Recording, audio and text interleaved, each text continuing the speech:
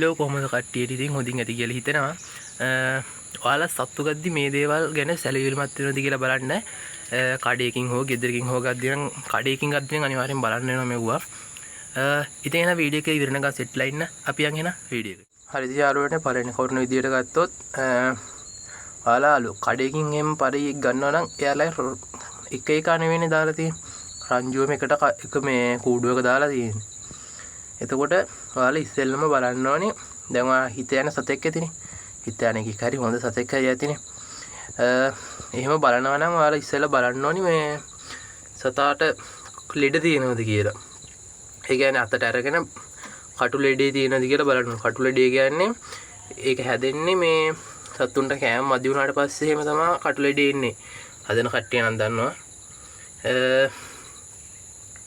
ඊට පස්සේ ඔයාලා බලන්න ඕනේ සත්තුන්ට ඇස් ලෙඩ එහෙම තියෙනවද කියලා. ඇස් ලෙඩ කියන්නේ ඇස් පියවිලා නම්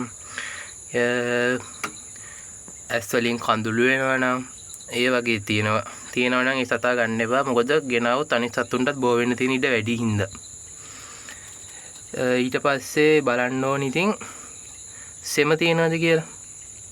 ඒ සතාට හෝ කූඩුවේ අනිත් සත්තුන්ට එහෙම සෙම තිබ්බොත් බෝ වෙනවා සෙම නම් ගෙනල්ලා ඔයාගේ කූඩුවට දැම්මොත් ඔයාගේ ඉන්න සත්තුන්ටත් හැදේ. එහෙම වුණොත් එපා වෙනවා. මොකද හොඳ කරන්නේ යනකොට ඒකත් බලන්න ඕනේ. ඉතින් තව බැලුවොත් ඔයා ගන්න සතා ඇක්ටිව් ඉන්නවද? ඒ කියන්නේ පොඩ්ඩක් ඔයා කූඩුවට දැරලා තට්ටු එහෙම කරාට පස්සේ දඟලලා බය ඒ කියන්නේ එහෙම මෙහෙම පැනලා හරි එහෙම ඉන්නවා නම් ඒ සතා හොඳයි. ඔය කටු ලෙඩ එව්වත් නැත්තම් ගන්න. ඊට පස්සේ ඉතින් ආයි සතාට ඒ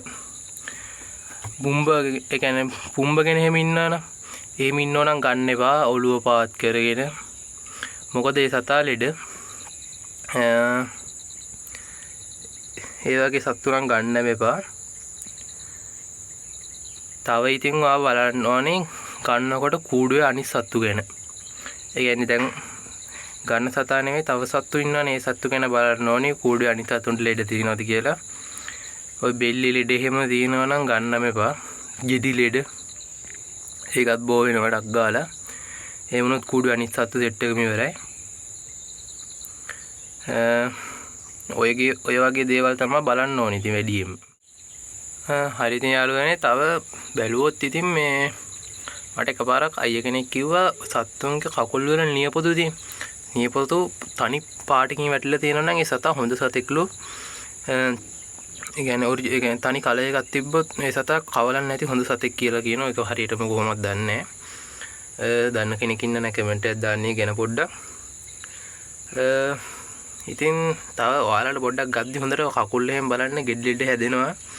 චූටි ගෙඩි එහෙම තියෙන්නේ. ඔය ගොඩක් කඩවල වලින් ගන්නවා නම් සෙම තමයි සත්තුන්ට හැදිලා තියෙන්නේ. සෙම ඇස් ලෙඩ ඔය වගේ ලෙඩ තමයි තියෙන්නේ. හරි ඉතින් ඔයගේ පොඩි කරුණු ටිකක් තියෙන්නේ.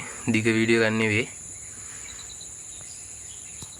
හරි ඉතින් ඔයගේ තව කරුණු තියෙනවා නම් අනිත් කට්ටියටත් දැනගන්න කමෙන්ට් එකක් දාන්න. මත් දන්නේ නැතිව තියෙන්න පුළුවන්. ඒකින්ද මටත් දැනගන්න පුළුවන්. අදට වීඩියෝ එක මෙතනින් ඉවරයි. channel එක subscribe කරලා නැත්නම් දැන්ම subscribe කරන්න. එහෙනම් හැමෝටම ජය.